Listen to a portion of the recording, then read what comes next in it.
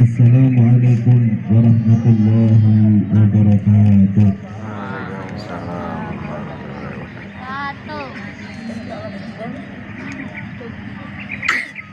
Allahu Akbar, Allahu Akbar, Allahu Akbar. Allahu Akbar, Allahu Akbar, Allahu Akbar. Allahu Akbar, Allahu Akbar, Allahu Akbar. Allahu Akbar kabira walhamdulillahi katsira wa subhanallahi bukratan wa asila. La ilaha illallah wallahu akbar. Allahu akbar walillahil hamd. Alhamdulillah. Alhamdulillahilladzi hadana بعبده المختار من دعانا إليه بالإذن وقد نادانا لبيك يا من دلنا وهدانا. اللهم صل وسلم على سيدنا محمد مفتاح باب رحمة الله عدد ما في علم الله صلاة وسلاما دائمين بدوام ملك الله. أشهد أن لا إله إلا الله وحده لا شريك له وأشهد أن سيدنا محمدا عبده ورسوله وصلى الله على سيدنا محمد نبي الأمي وعلى آله وصحبه وبارك وسلم أجمعين. أما بعد يا عباد الله اتقوا الله حق تقاته ولا تموتن إلا وأنتم مسلمون. Jemaah Idul Adha yang dimuliakan oleh Allah, mari kita tingkatkan ketakwaan kita kepada Allah Subhanahu wa taala. Jalankan semua perintah, menjauhi segala larangan-larangan Allah Subhanahu wa taala. Dengan takwa, segala permasalahan-permasalahan akan dipermudah oleh Allah Subhanahu wa taala. Dengan ketakwaan, segala kesulitan akan dimudahkan oleh Allah Subhanahu wa taala. Ayuhal ibad, di hari yang mulia dan agung ini kembali kita mengucapkan rasa syukur kita kehadiran Allah Subhanahu wa taala.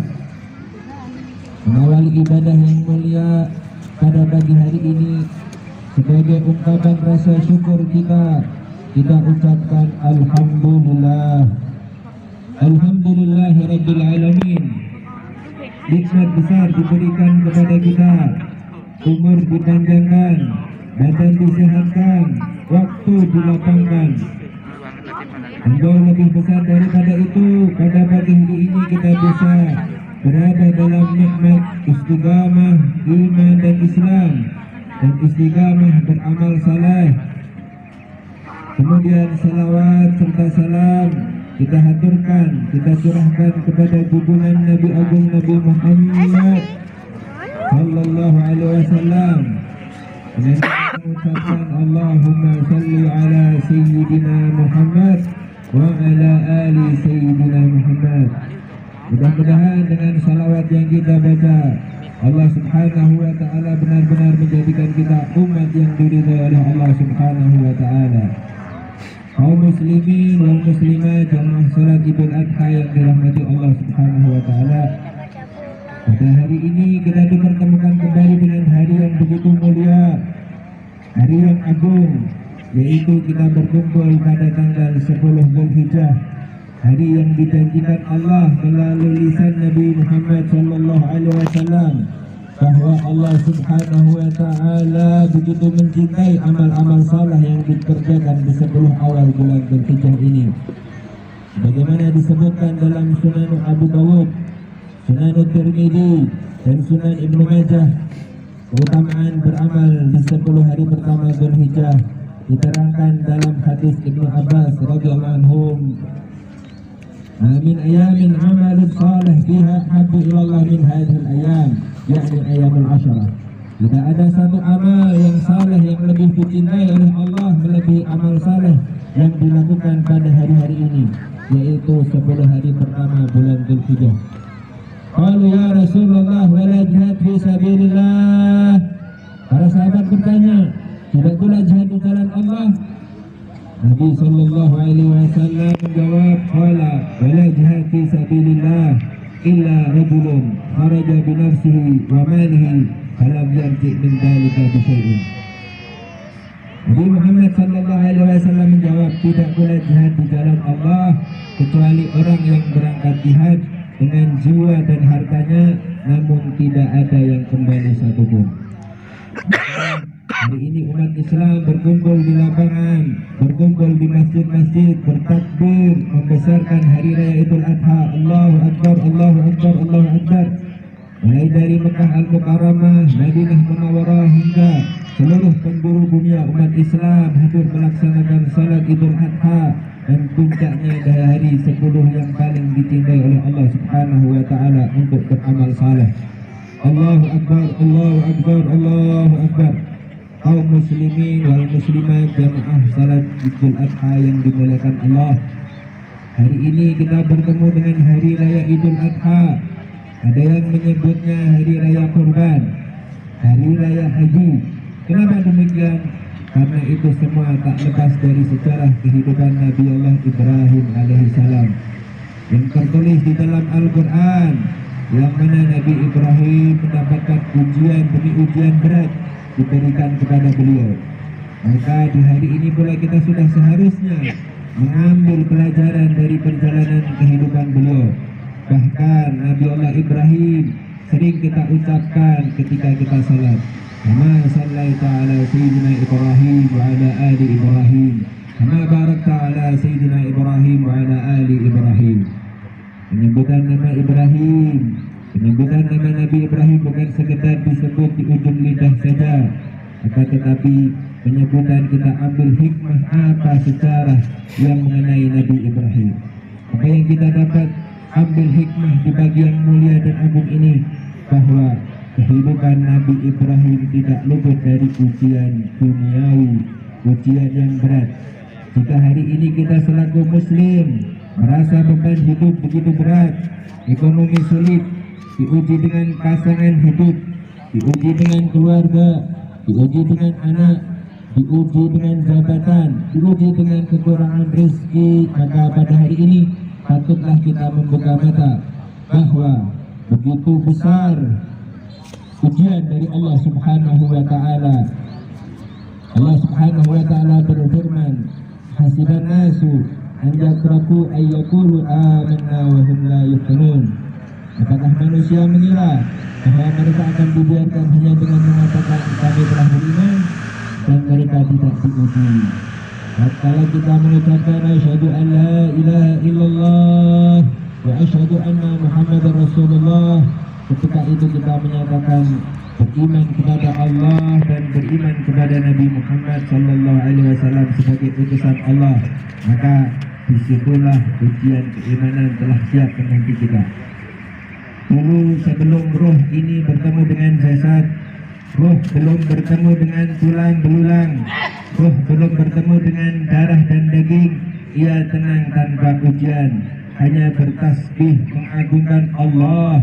Ia hanyalah ruh yang mana tidak merasakan apa-apa.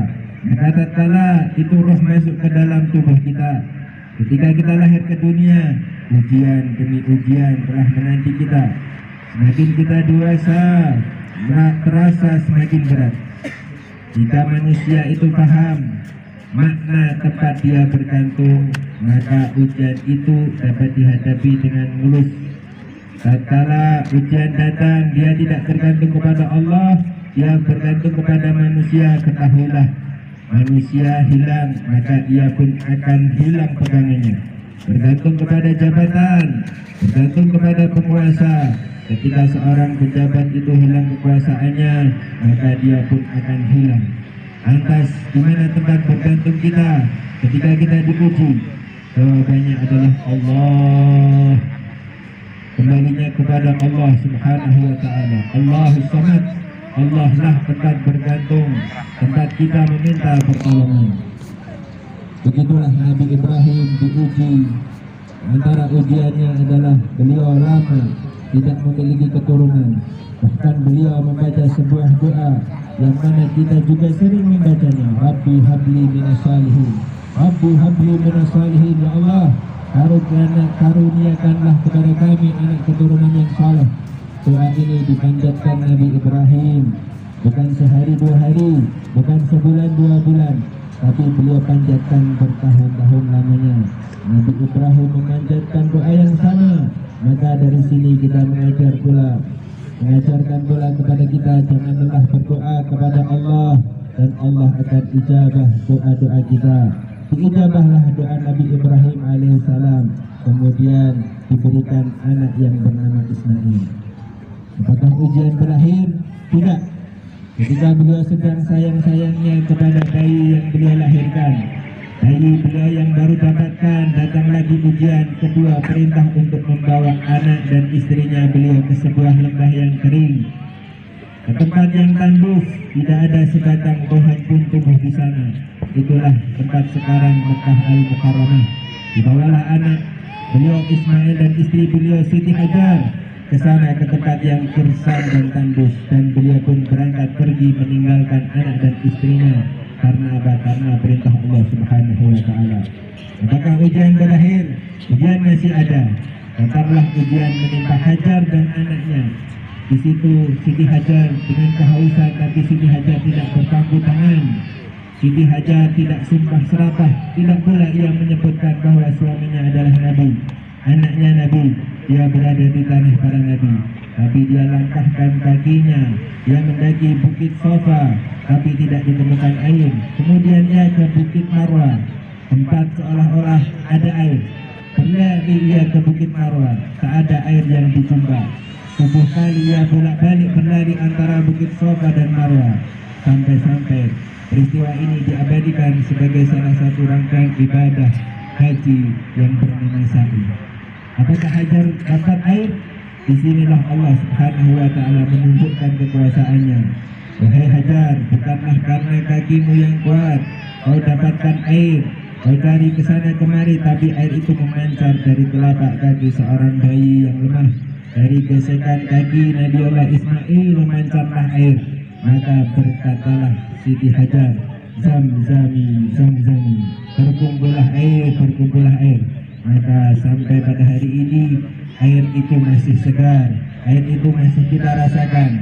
Mudah-mudahan kita diberi kesempatan untuk meminum air Zam-Zam di Mekah dan Madinah. Amin Allahumma amin ya rabbal alamin. Allahu akbar, Allahu akbar, Allahu akbar, walillahil hamd. Apakah ujian itu berakhir? Tidak. Setelah mereka hidup damai, aman-nyaman di Mekah Al-Mukarramah, lantas Ismail dalam usia remaja, dalam usia mudanya, Nabi Ibrahim diuji dengan sebuah perintah untuk mengorbankan anaknya beliau yang bernama Ismail. Apa kata Nabi Ibrahim? Diceritakan di dalam Al-Quran. Qala ya bunayya inni ara fil manami anni azbahuka fanzur madza tara. Wahai Ibrahim, berkata Ibrahim, hai anakku, sesungguhnya aku melihat dalam mimpi bahwa aku menyembelihmu, maka pikirkanlah apa pendapatmu.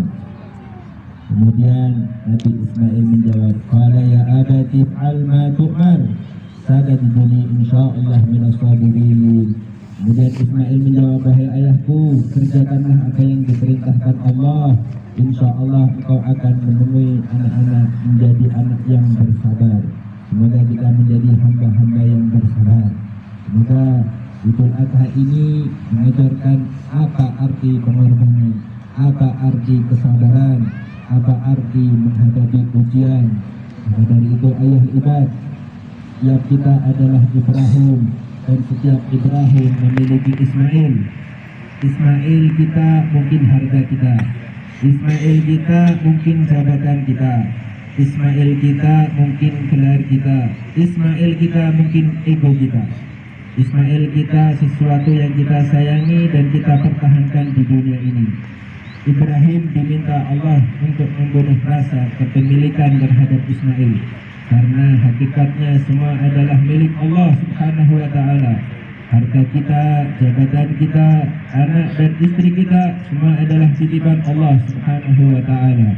Semoga Allah Subhanahu wa Ta'ala menganugerahkan kesalahan Nabi Ibrahim dan ikhlas wawasan Nabi Ismail kepada kita semuanya, agar kita bisa mengaplikasikan dalam kehidupan kita, dan Allah Subhanahu wa Ta'ala merubah keadaan kita, keadaan anak-anak kita, keadaan istri kita, saudara-saudara kita, muslimin, muslimat dimanapun saja berada, menjadi lebih baik lagi. Amin Allahumma amin. A'udzubillahi minasyaitonirrajim. Bismillahirrahmanirrahim.